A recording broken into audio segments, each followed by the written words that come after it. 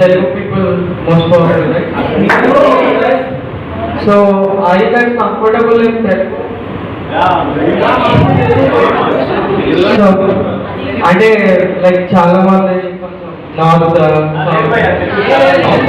మొత్తం మనోళ్ళే కదా. దట్స్ అయితే ఇక్కడ actually I came here to sing a song. కాకపోతే పాటతో పాటు కొంచెం నా కష్టాలు, నా బాధ, నా పంచాయతీ ఏందో కొంచెం షేర్ చేసుకుందాం అన్నట్టుగా వచ్చిన. సో బేసికలీ ఒక షార్ట్ యూట్యూబ్ షార్ట్ లాంటి లవ్ స్టోరీ నాది. నా రిలేషన్షిప్ ఎట్లా స్టార్ట్ అయింది ఏంటి అనేది. ఫస్ట్ ఆఫ్ ఆల్ ఏం లేదు సీరియస్గా. సో ఇంటర్ అయిపోయింది. ఇంటర్ నుంచి బీటెక్కి స్టార్ట్ అవుతున్నాం. సో బీటెక్ నిమ్మకాయ ఎట్లా పెట్టుతామో స్టార్ట్ అవుతుంది అనమాట. మెయిన్ పులిహోరలో మెయిన్ నిమ్మకాయ.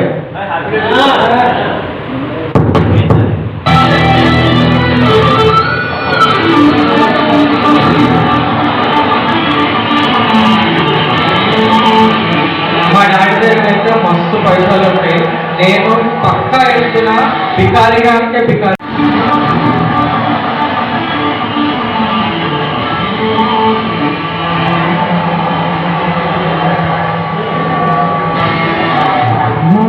డాడీ పాకెట్స్ ఎప్పుడు ప్లెంటీ ప్లెంటీరా.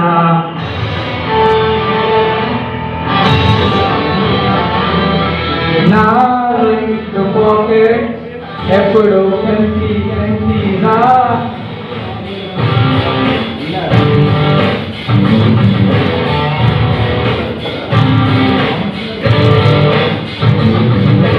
మా డాడీ పాకెట్స్ ఎప్పుడు ప్లెంటీ ప్లెంటీరా.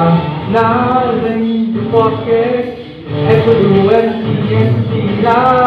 క్యాంపస్ క్యాంటీన్లో నన్ను చూసింది ఓ పిల్ల. ఎంతో సడన్గా మారాల్సిన సంజాసే కానీ కొలింది నీకోసమే ఈ గిట్టలింది.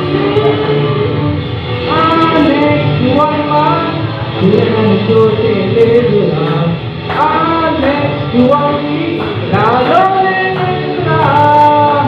ఆ నెక్స్ట్ ఫ్రైడే చూసుకోలు తన బర్త్డే పార్టీ కదా. ఆ నెక్స్ట్ మూమెంట్ ఆ బిల్లుకే చిల్లరే మిగిలింది.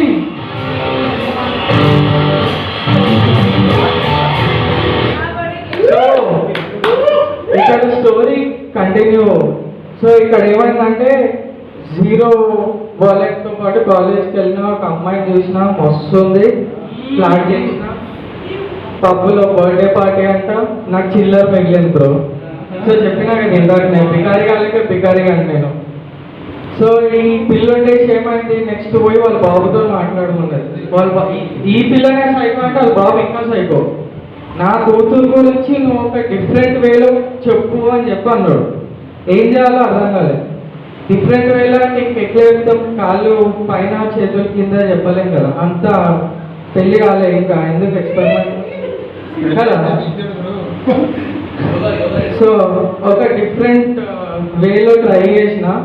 ఐ డోంట్ నో ఎట్లా వర్కౌట్ అవుతుందో ఏమైందో అనేది ఐ జస్ట్ షేర్. నెక్స్ట్ ఉన్నాను.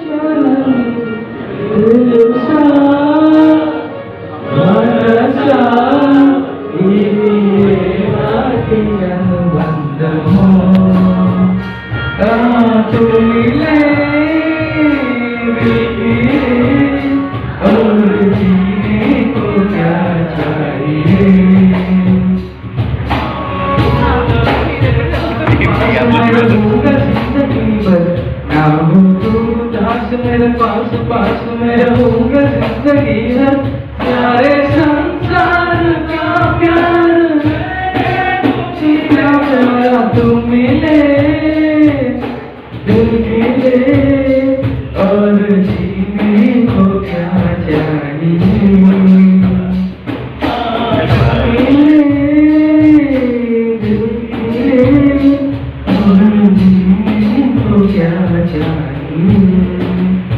సో ఇట్లా ఒక సాంగ్ పాడి లైక్ వాళ్ళ డాక్టర్ మీద ఎంత ఇష్టం ఉందో చెప్పినా కదా, వేసిన కొడుకు ఏం చేసింది తెలుసా, రిజెక్ట్ చేసి.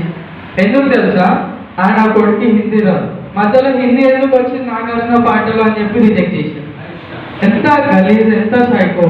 తర్వాత సరే పోనీ ఆ అమ్మాయికి వాళ్ళ బావతో నుంచి మ్యారేజ్ చేసారు. సరే ఈ డిప్రెషన్లో నుంచి బయటపడే లోపు మా కాలనీలోకి ఐశ్వర్య వచ్చింది. ఐశ్వర్యాన్ని సెట్ చేసుకుందామనే లోపు అమితాబ్ బచ్చన్ వాళ్ళ కొడుకు వచ్చాడు. ఇంకా నేను ఏం చేస్తా, వీడికి వచ్చి నా ప్రాబ్లమ్స్ మీతో షేర్ చేస్తాను. Thank you. నీ కష్టం పాకిస్తాన్ వాడికి కూడా రాకూడదు.